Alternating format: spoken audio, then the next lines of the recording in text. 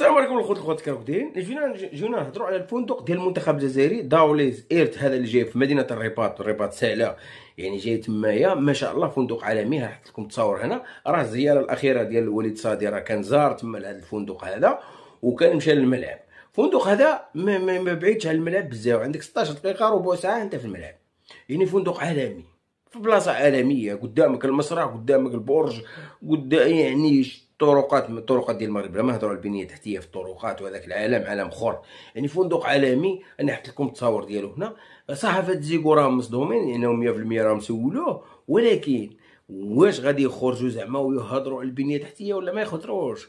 علاش ما غاديش يهضروا؟ ها انتم بداوها اليوم، بداوها صحافه زيكو والقنوات العار هذا شفتوا الفندق، شفتوا الملعب مولاي الحسن، يعني اللي قريب له ماشي بعيد عليه.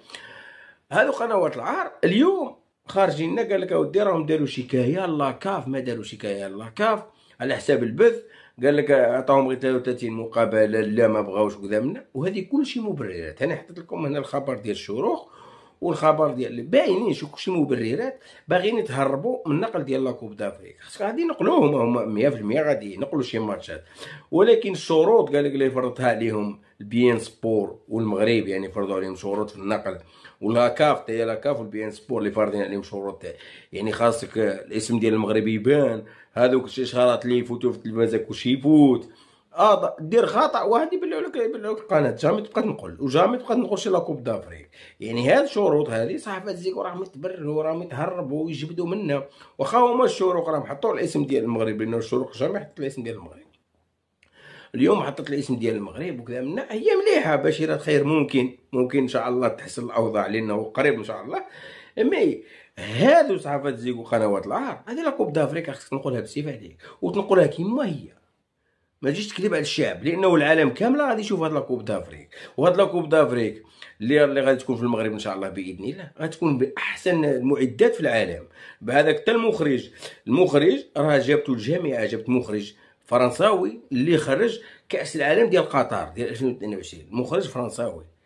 انا حطيت لكم هنايا المخرج الصوره ديالو، والاخر مخرج فرنساوي هو اللي غادي ينقل لاكوب دافريك. لا كاف ما بقاش عندها مع الاخراج، صايقلعوها من الحساب. حتى القناه سي ان ار تي ديال المغرب حتى هي ما غاديش تنقلها، يكون واحد المخرج ومعدات من الطراز العالي. يعني هاد لاكوب دافريك علاش قلت لكم غتكون بحال المونديال، لانه غيشكلها ان شاء الله غادي يكون بحال المونديال، بحال حاجه كبيره احسن من المونديال.